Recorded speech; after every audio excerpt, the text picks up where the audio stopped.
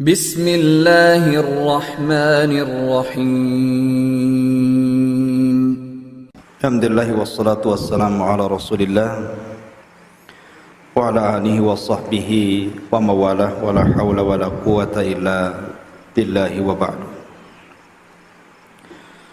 Baik, kita lanjutkan kajian kita, masih membahas tafsir daripada juz amma. Kita sudah masuki suratul balad. A'udzu billahi minasyaitonir rajim. Bismillahirrahmanirrahim.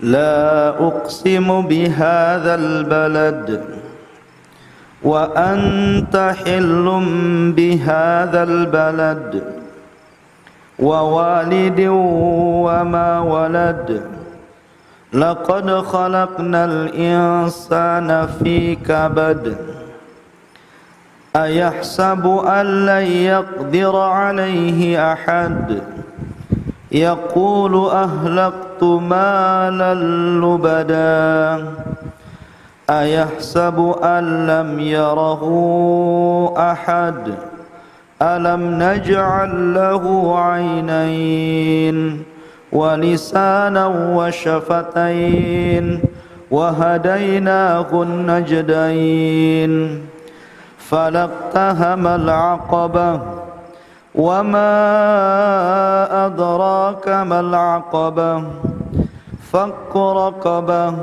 أو إطعام في يوم ذي مسغبة يتيما ذا مقربة أو مسكينا ذا متربة ثم كان من الذين آمنوا وتواصوا بالصبر وتواصوا بالمرحمة أولئك أصحاب الميمنة والذين كفروا بآياتنا هم أصحاب المشأمة عليهم نار مؤصدة.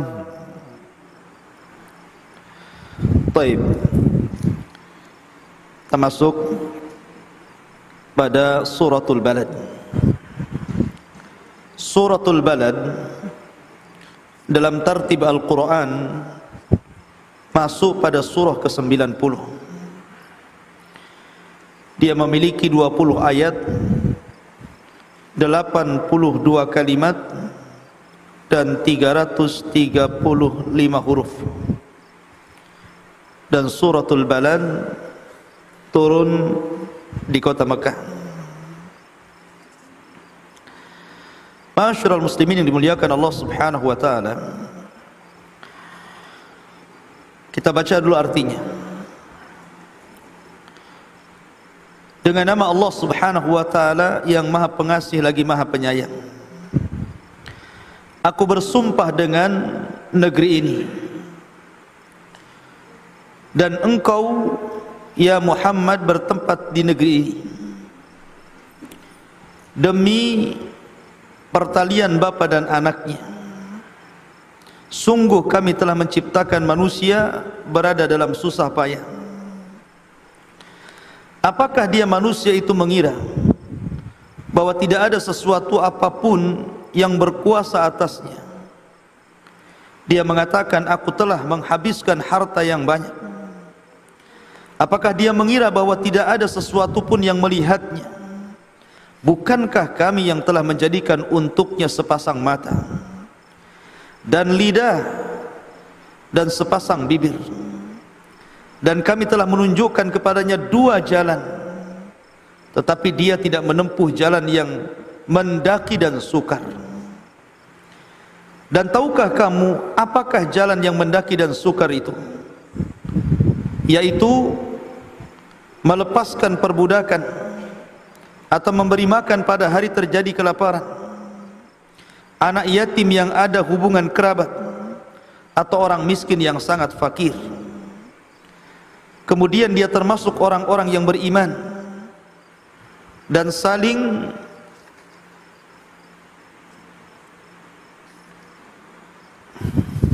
Kemana artinya ini?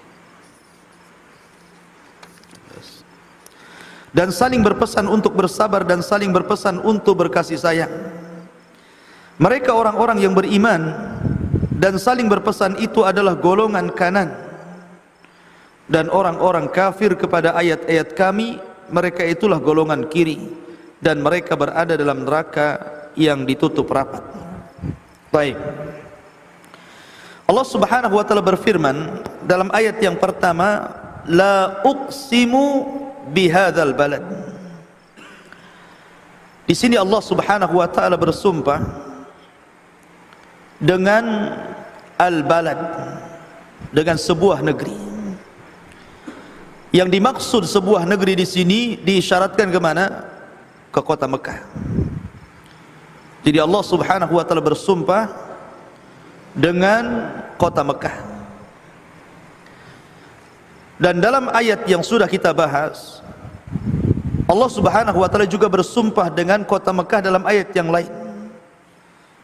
Seperti Allah mengatakan wattin wazaitun wa turi sinin wa hadzal baladil amin. Wa hadzal baladil amin. Ayat ini mengisyaratkan tentang beberapa tempat para nabi. Wattini wazaitun ini isyarat kepada tempat Nabiullah Musa, Nabiullah Ibrahim alaihi salatu wassalam, dan Nabiullah Isa. Kemudian waturi sinin, Allah bersumpah dengan negerinya Nabi Musa alaihi salatu wassalam. Wa hadzal baladil amin, Allah bersumpah dengan negerinya Rasul sallallahu alaihi wasallam, Makkah al-Mukarramah. Nah di sini Allah Subhanahu wa taala bersumpah dengan negeri Rasul.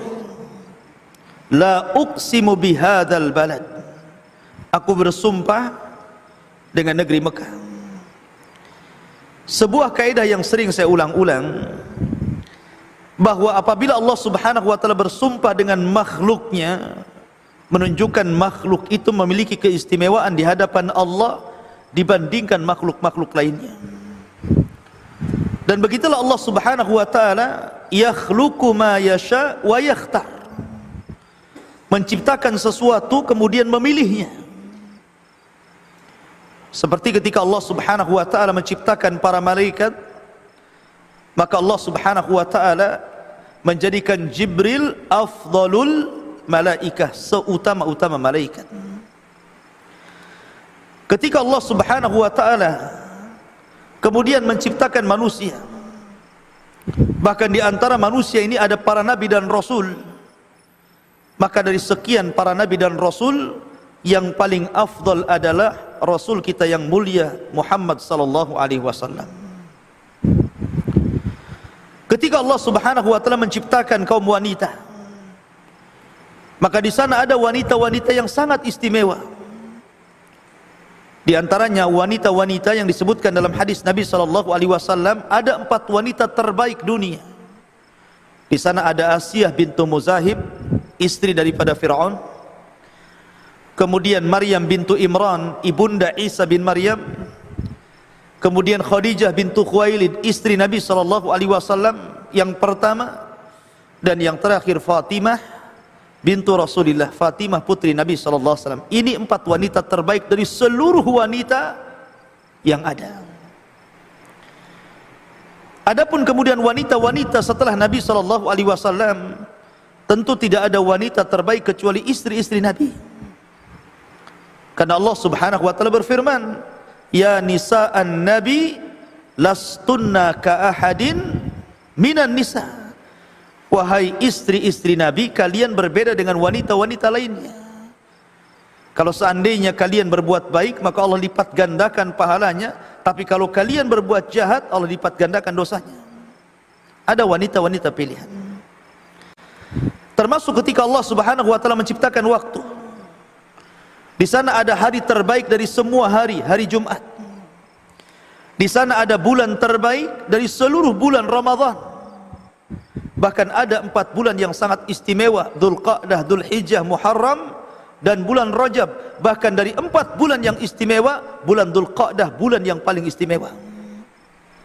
Lah begitu juga ketika Allah Subhanahu wa taala menciptakan tempat-tempat di permukaan bumi ini, maka Allah Subhanahu wa taala terkadang melebihkan satu tempat dibandingkan tempat yang lainnya. Salah satunya Mekah. Karena Allah Subhanahu wa taala menjadikan di beberapa ayat dalam Al-Qur'an sebagai sumpahnya. Dan Allah bersumpah dengan makhluk yang dikehendakinya. Atau umpamanya Bukit Tur. Allah Subhanahu wa taala sering bersumpah dengan Bukit Tur. Wa tur wa kitabim mastur.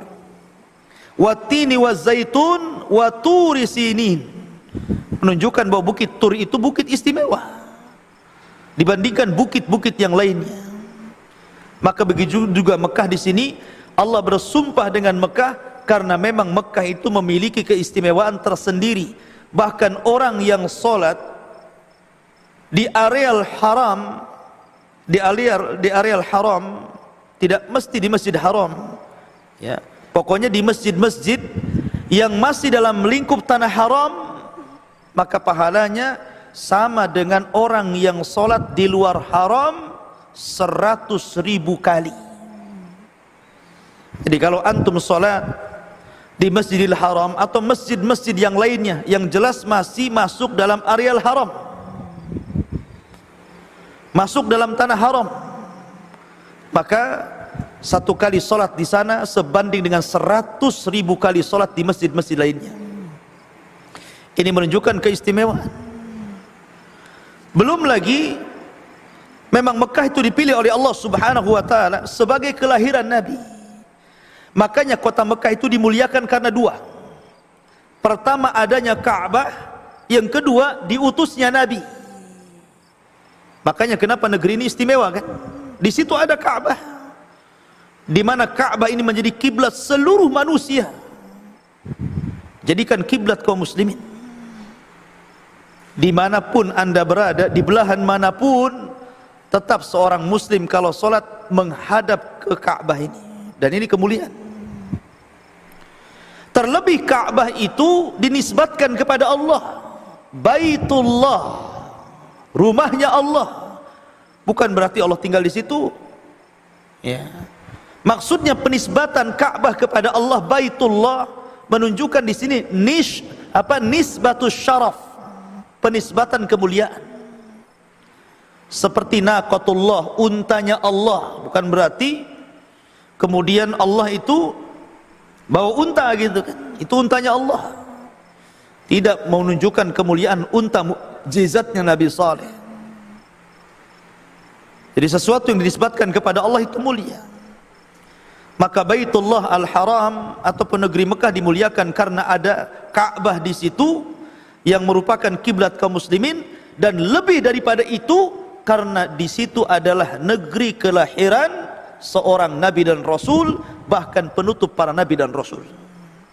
Makanya di sini Allah Subhanahu wa taala bersumpah, la uqsimu bihadzal balad. Aku bersumpah dengan negeri Mekah ini. Kemudian Allah mengatakan, wa anta hillun bihadzal balad. Wa anta hillun bihadzal balad, dan engkau wahai Muhammad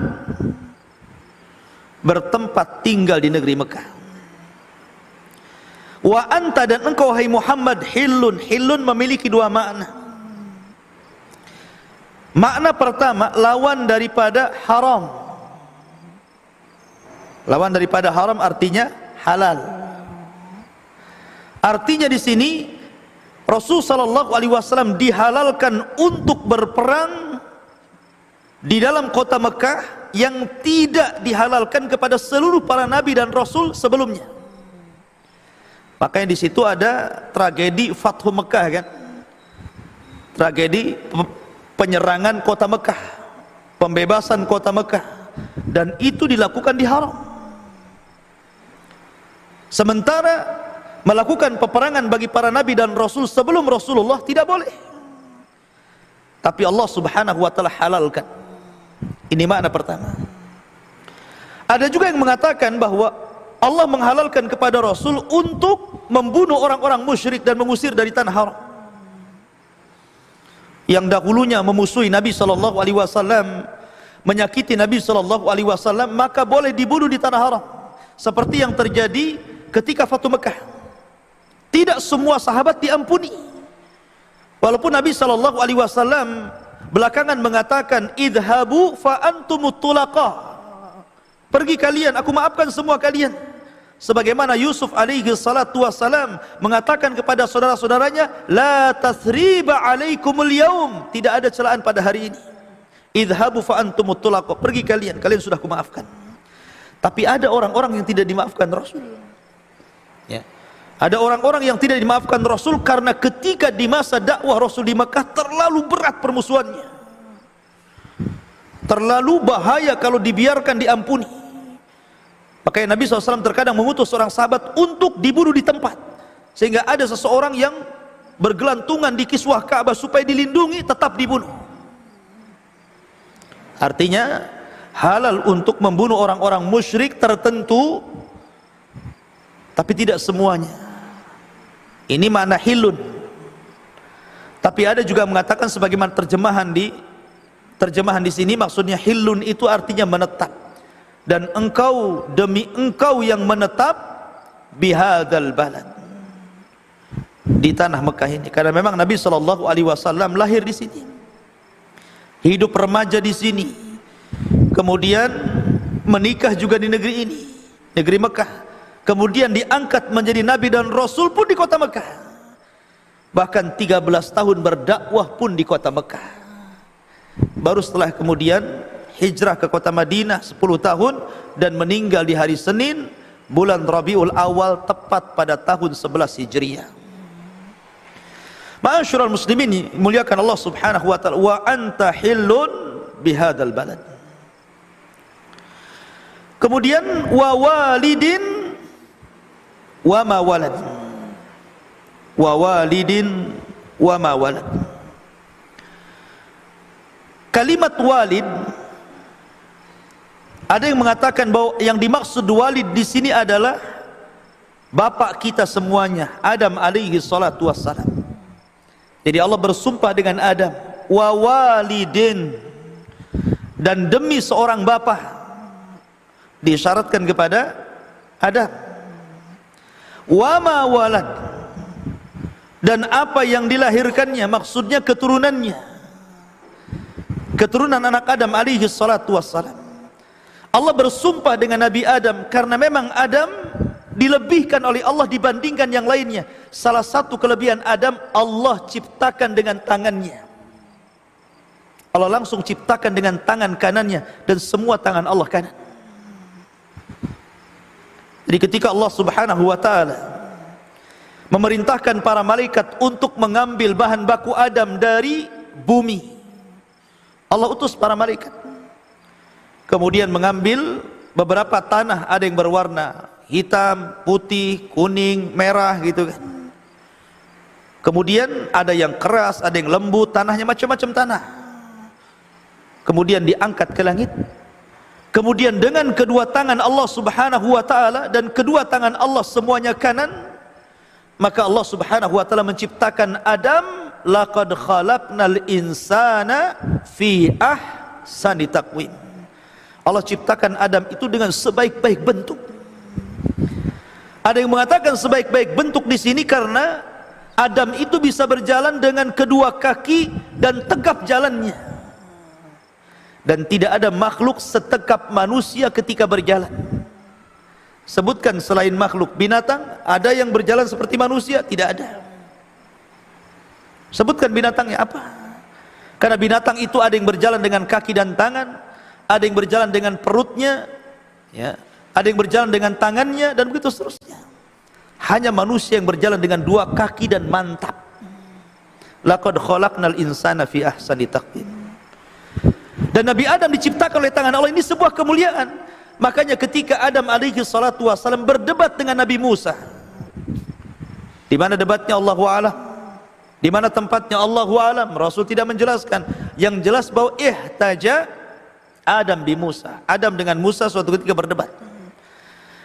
Kata-kata Nabi Musa alaihi salatu wassalam, wahai Adam, engkau adalah orang yang diciptakan dengan kedua tangan Allah, ya kan? Jadi Musa memuji Adam dengan menyebutkan kelebihannya. Dari sinilah kemudian kenapa malaikat sujud kepada Adam sebagai sujud pengagungan, karena Adam itu lebih mulia. Makanya kemudian malaikat sujud kepada Adam. Dan ketika Allah Subhanahu wa taala menciptakan Adam dengan tangannya sebagai kemuliaan untuk merendahkan syaitan yang merasa sombong, iblis di hadapan Adam, khalaqtani min nar wa khalaqtahu min tin. Kau ciptakan aku dari tanah, sementara kau ciptakan Adam dari kau ciptakan aku dari api, sementara kau ciptakan Adam dari tanah. Salah wahai iblis, Allah ciptakan Adam dengan tangannya, sementara engkau tidak diciptakan dengan tangannya. Dari sini menunjukkan bahwa Allah bersumpah dengan Adam karena punya kelebihan. Wa walidin, maksudnya demi bapak kita Adam, wa ma walad, dan apa yang dilahirkannya dari keturunannya. Seluruh keturunan Nabi Adam Allah muliakan. Wa qad karramna bani Adam, kami muliakan anak-anak Adam. Manusia itu Allah muliakan, ikhwan, dibandingkan makhluk lainnya.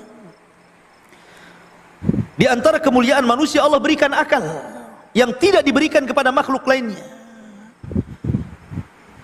Malaikat hanya diberikan nafsu untuk beribadah saja, sementara iblis diberikan nafsu untuk maksiat dan juga akal untuk ibadah, tapi lebih ke maksiat. Tapi binatang, lihat, tidak punya akal. Jadi yang Allah Subhanahu wa taala muliakan adalah manusia, karena Allah lebihkan dengan akalnya. Bahkan Allah Subhanahu wa taala jadikan manusia ini khalifah fil ardh. Ya. Ma'asyiral muslimin yang dimuliakan, ini satu penafsiran. Ada yang mengatakan wa walidin wa ma walad, artinya orang yang memiliki anak dan yang tidak memiliki anak. Wa walidin, dan orang yang punya anak. Wa ma di sini nafiyah, artinya tidak, bimakna la, tidak. Wa ma dan tidak walad, yang punya anak. Jadi tidak perlu bersedih orang yang tidak punya anak. Allah sumpah di sini kan. Karena manusia ada yang Allah takdirkan diberikan keturunan, ada manusia yang Allah tidak berikan keturunan. Bukan berarti kemudian yang diberikan keturunan lebih mulia dibandingkan yang tidak diberikan keturunan. Tidak demikian. Karena Allah bersumpah dengan keduanya. Ada juga yang mentafsirkan seperti itu. Kemudian Allah mengatakan, laqad khalaqnal insana fi kabad, dan sungguh kami menciptakan manusia itu dalam keadaan susah payah, keluh kesah. Ada yang mengatakan bahwa yang dimaksud al-insan dalam ayat ini adalah Rasul sendiri. Artinya bahwa Nabi SAW karena banyaknya rintangan, cobaan, ujian dalam berdakwah, sampai akhirnya sesak dadanya. Mulai dari permulaan dakwah sampai terakhir, ujian itu tidak pernah lepas dari Nabi SAW, baik ketika berdakwah atau dalam peperangan. Sehingga ada yang mengatakan bahwa al-insan di sini Rasul sendiri. Tapi ada juga yang mengatakan al-insan di sini adalah alil istighraq, artinya umum semua manusia. Fi kabad, dalam keluh kesah, dalam susah payah. Karena manusia itu tidak ada puasnya, ikhwan. Manusia itu selalu keluh kesah, ada saja keluhannya. Allah berikan nikmat, ngeluh. Enggak diberikan nikmat, tambah ngeluh. Orang diberikan penyakit, ngeluh. Enggak diberikan penyakit juga ngeluh. Itulah manusia. Ya. Manusia itu tukang ngeluh. Fi kabad, selalu mengeluh, berkeluh kesah. Dan itu kita saksikan, bahkan kita rasakan sendiri kan begitu. Ada yang mengeluh secara langsung. Ustadz begini kehidupan saya susah banget begini. Ada yang mengeluh dengan bahasa sindiran, cerita orang padahal dirinya macam-macam orang itu kan, tapi intinya mengeluh. Itulah manusia. Laqad khalaqnal insana fi kabad. Kalimat fi kabad dikatakan oleh Ibnu Abbas radhiyallahu anhuma, ay fi masyaqqatin wa syiddah. Manusia ini diciptakan dalam kondisi susah payah sejak dari lahir, menyusui, kemudian memberi makan, kemudian merawatnya, memberikan pendidikan. Itulah manusia, susah semua. Ketika seseorang wanita hamil, ada bayinya dalamnya kan, kita ini udah keluh kesah, udah susah payah. Kemudian melahirkan, ada juga kesusahannya.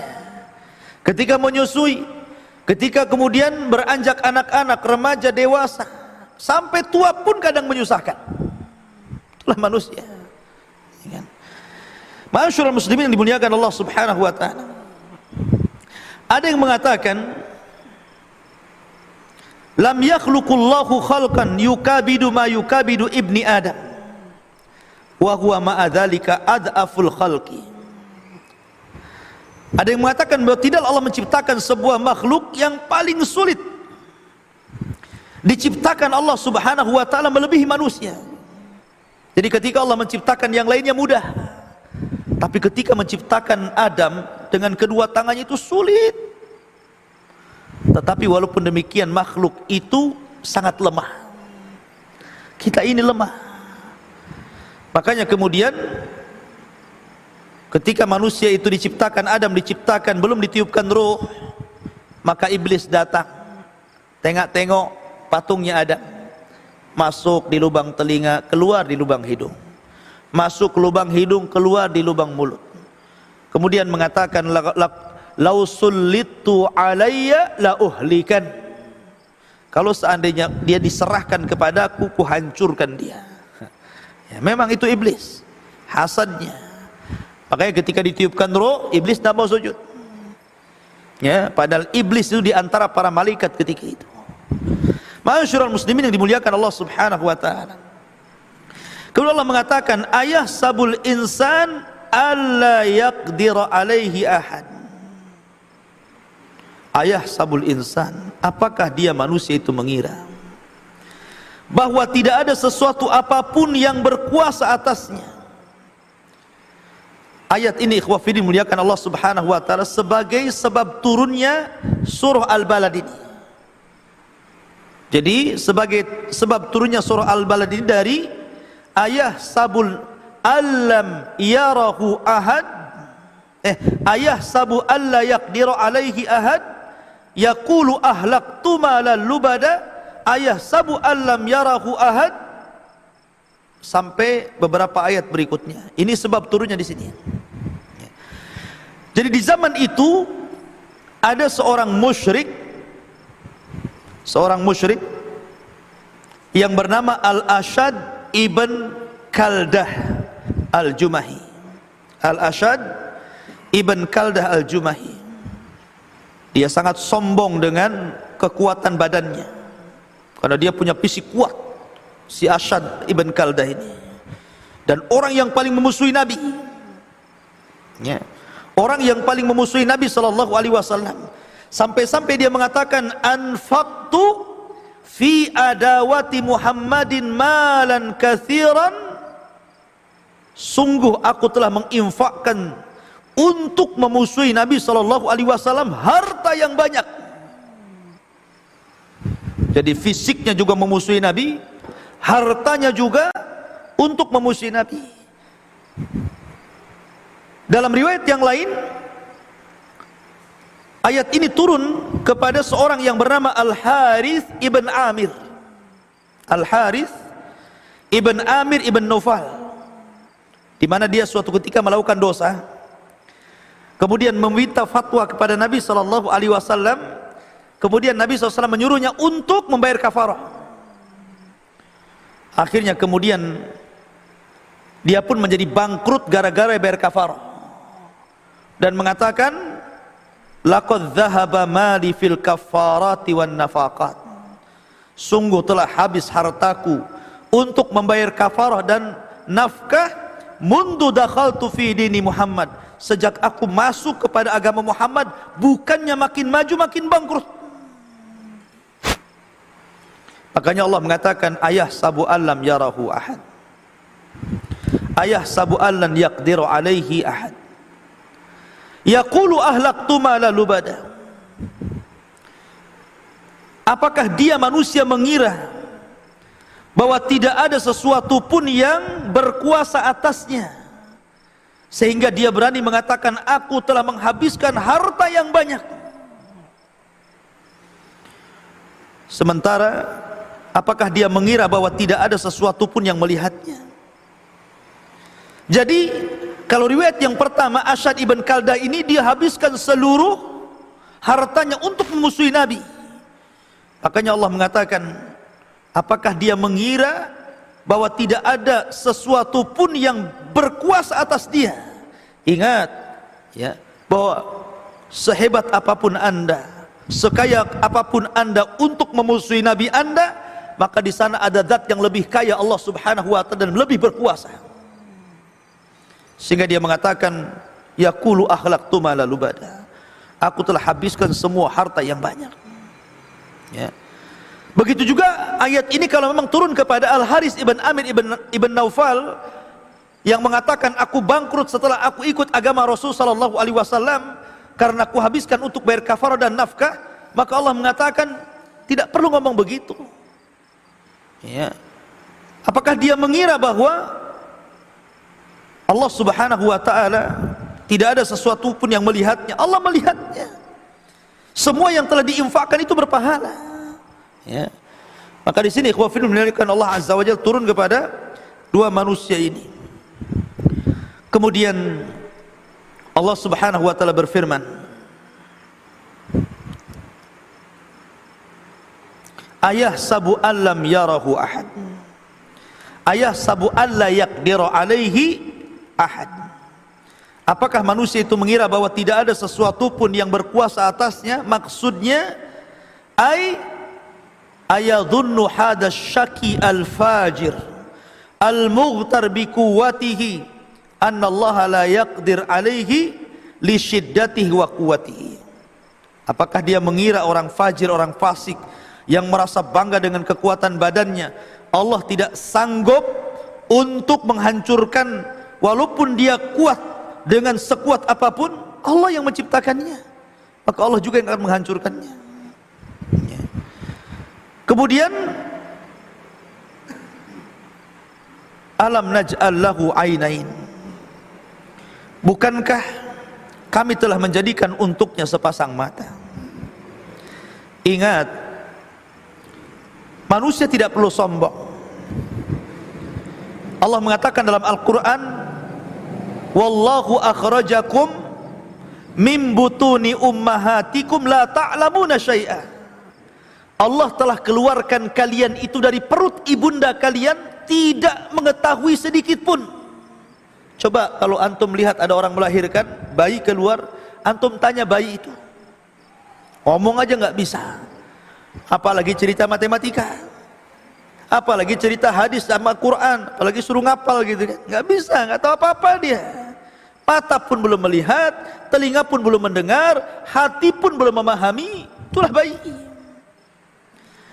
Allah yang kasih dua mata sehingga dia bisa melihat. Ya. Kemudian walisanan wasyafatain,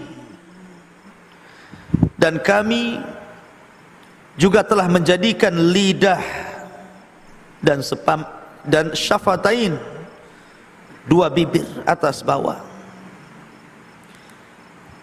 Dari sini ikhwah fillah muliakan Allah Azza wa Jalla, Allah Subhanahu wa ta'ala mulai memberikan fasilitas supaya manusia itu dengan fasilitas itu mau belajar, supaya manusia itu berilmu. Allah kasih fasilitas pendengaran sehingga dengan mendengar dia bisa belajar. Allah memberikan fasilitas mata sehingga bisa membaca dengan melihat. Allah berikan fasilitas lisan sehingga dia bisa bicara, menyampaikan sesuatu. Allah berikan fasilitas akal supaya bisa berpikir. Disitulah Allah mengatakan wahadainahu an-najdain. Allah berikan kalian dua jalan. Jadi setelah Allah Subhanahu wa ta'ala berikan fasilitas mata untuk melihat, telinga untuk mendengar, lisan untuk bicara, akal untuk berpikir. Di situ Allah berikan dua jalan. Ini jalan baik, ini jalan enggak baik. Ini syirik, ini tauhid. Ini sunnah, ini yang enggak sunnah. Ini yang taat, ini yang maksiat. Ini yang baik, ini yang buruk. Tinggal milih itu. Karena kita sudah ada fasilitas untuk memilih pendengaran, penglihatan, lisan, akal, kan begitu. Kalau seandainya kemudian dia memilih jalan yang buruk, jangan salahkan Allah. Itu pilihan dia. Dan kelak Allah Subhanahu wa taala akan membalasnya. Begitu juga ketika kemudian dia memilih jalan yang baik, maka itu sebuah keberuntungan bagi dia, di mana dia betul-betul memanfaatkan fasilitas yang Allah berikan dari penglihatan, pendengaran, lisan dan juga pikiran. Dan Allah juga akan membalasnya. Semua akan dibalas oleh Allah Subhanahu wa taala. Karena manusia itu Allah berikan kehendak. Walaupun kehendak manusia itu di bawah kehendak Allah. Jangan pula seperti orang-orang Jabariyah yang mengatakan bahwa manusia tidak punya kehendak dan kehendak manusia itu semuanya atas kehendak Allah. Allah yang nyetir kita kemana saja. Alasan mereka simple. Kalau Allah Subhanahu wa ta'ala memberikan kehendak kepada hambanya, ya, memberikan kehendak kepada hambanya, tiba-tiba kemudian hamba ini melakukan kebaikan ataupun ketidakbaikan, maka seolah-olah hamba ini memiliki kehendak sendiri yang tidak ada hubung kait dengan kehendak Allah. Berarti di sini ada dua pencipta. Allah punya kehendak, manusia punya kehendak, dan tidak ada kaitannya. Berarti manusia mampu menciptakan kehendak sendiri tanpa Allah yang menciptakannya.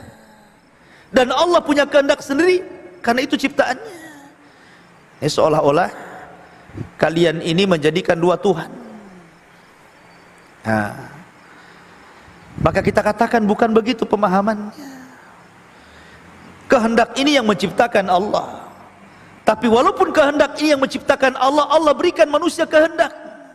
Dengan kehendak inilah dia bisa memilih mana yang sesat, mana yang hidayah, mana yang maksiat, mana yang ibadah. Dan Allah berikan fasilitas tadi untuk memilihnya. Fasilitas mendengar, melihat, berpikir, dan begitu seterusnya. Karena mereka beralasan orang-orang Jabariyah itu begitu. Oke.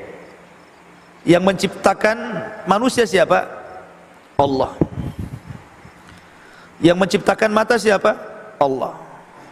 Yang menciptakan telinga siapa? Allah. Yang menciptakan lisan? Allah juga. Yang menciptakan pikiran? Allah juga. Yang menciptakan kehendak? Allah juga. Berarti dia berjalan atas ciptaan Allah. Yang menciptakan langkah siapa?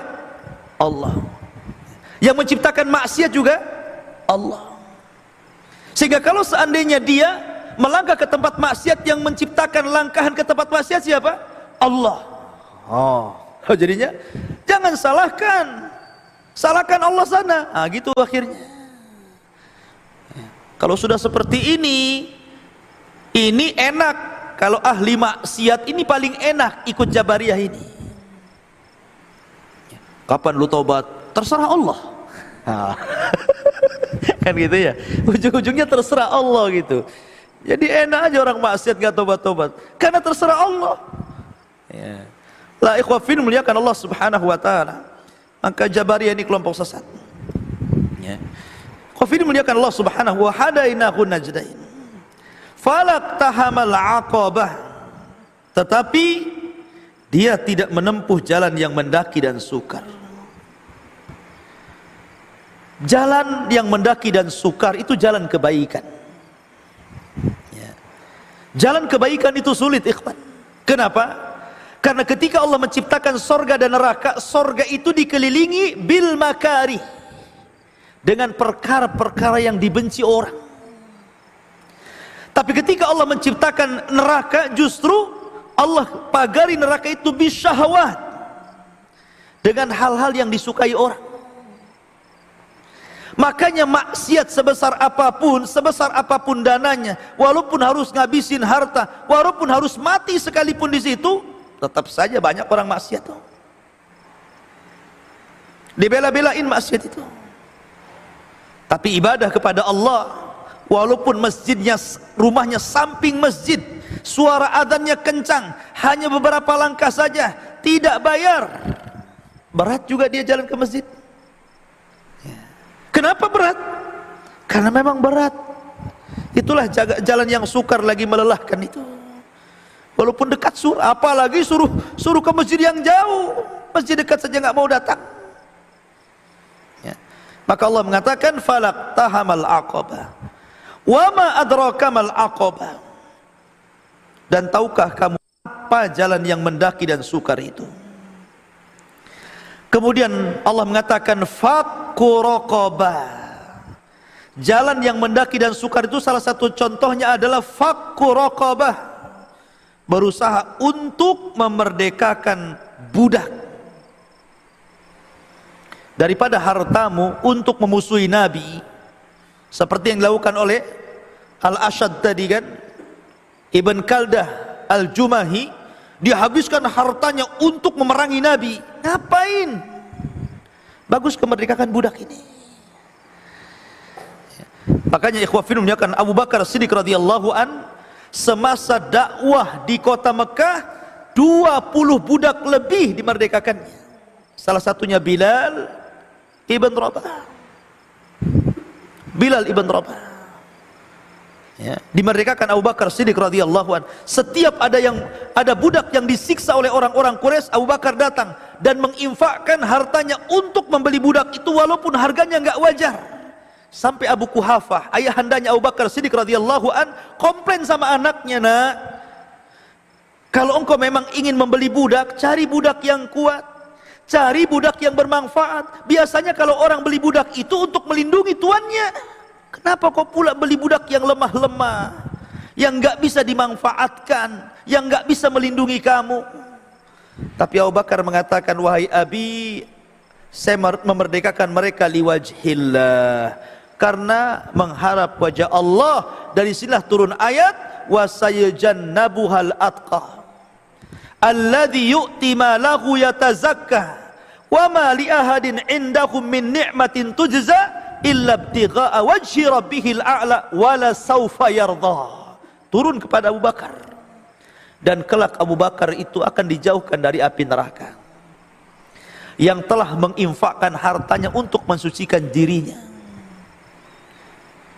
dan tidaklah nikmat yang Allah berikan kepadanya dia mengharap ada balasan kecuali wajah Allah, dan kelak dia akan mendapatkan keridhaannya.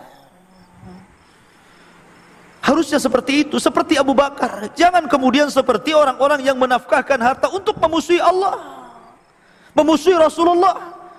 Apakah ini hanya di zaman Rasul? Tidak, di zaman sekarang juga banyak yang berusaha mendanai dalam rangka untuk memusuhi agama Allah. Terkadang orang yang menyampaikan sunnah Nabi SAW dihujat, bahkan dicari-cari kesalahannya. Kemudian dibayarlah peguam-peguam, lawyer-lawyer, dikasuskan kata-katanya, kalau perlu dijeboskan ke penjara. Banyak kriminal terhadap ulama, ya kan? Masyarul muslimin, daripada anda kemudian melakukan kejahatan kepada para ulama, bagus harta itu gunakan untuk kesejahteraan masyarakat. Banyak ke orang-orang susah, orang-orang miskin, orang-orang yang gak mampu. Kenapa kemudian mendanai sesuatu hal untuk kerusakan bangsa? Maka Allah mengatakan au it'amun fi yaumin dzi masghabah, atau memberi makan pada hari terjadinya kelaparan. Daripada mendanai kemudian untuk merusak umat dan bangsa, bagus danai orang-orang yang sedang kelaparan, orang yang sedang kena musibah seperti hari ini di Lombok sana kan. Ya kan? Danai saja mereka. Itu lebih baik dibandingkan kemudian mendanai untuk kejahatan.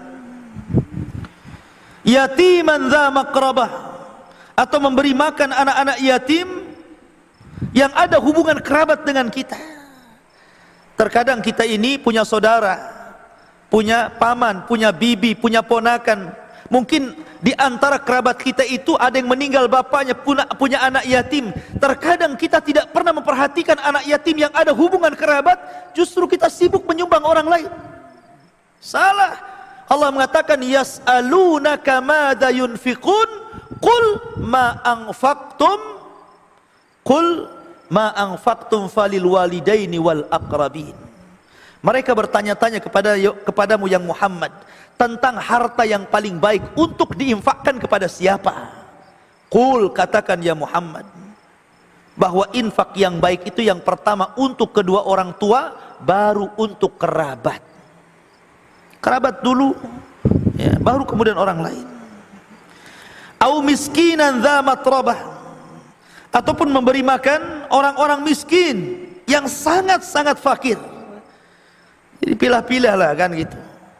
Kalau memang ini sama-sama miskin tapi ini fakir sekali, maka prioritaskan orang itu. Kemudian summa kana minal ladzina amanu wa tawassau bis sabri wa tawassau bil marhamah. Kemudian dia termasuk orang-orang yang seperti itu, yang memerdekakan budak, yang memberi makan fakir miskin ketika kelaparan, anak yatim yang ada hubungan kerabat, orang-orang miskin yang sangat kelaparan, maka dialah termasuk orang-orang yang beriman dan saling berpesan untuk bersabar dan saling berpesan untuk berkasih sayang. Mereka lah orang-orang yang beriman, yang selalu saling berikan nasihat. Maka Allah mengatakan ulaika ashabul maimanah, mereka lah golongan yang kanan. Ketika Allah Subhanahu wa taala menghamburkan catatan-catatan anak Adam pada hari kiamat, maka di antara mereka ada yang mengambil dengan tangan kanannya dan ada juga yang mengambil dengan tangan kirinya. Maka beruntunglah orang-orang yang disebut ashabul yamin, yang mengambil dengan catatannya dengan tangan kanannya, dan rugilah orang-orang yang mengambil catatan dengan tangan kirinya. Walladzina kafaru biayatina hum ashabul masy'amah, dan orang-orang kafir kepada ayat-ayat kami, mereka itulah golongan yang kiri. Alaihim narun muqsadah, mereka berada dalam neraka yang tertutup rapat, tidak bisa keluar. Kullama aradu an yakhruju minha u'idu fiha, setiap mereka ingin keluar ditarik lagi ke neraka, mau keluar lagi ditarik lagi ke neraka. Subhanallah. Kullama nadijat juluduhum baddalnahum juludan ghairaha liyadhuqul adab. Setiap kali kulit mereka gosong dan terkelupas, Allah ganti dengan yang baru. Allah gosongkan lagi, Allah kelupaskan lagi, Allah ganti lagi dengan yang baru. Begitulah supaya mereka merasakan azab. Allahu a'lam. Ini di antara keterangan singkat tentang suratu Al-Balad. Baik.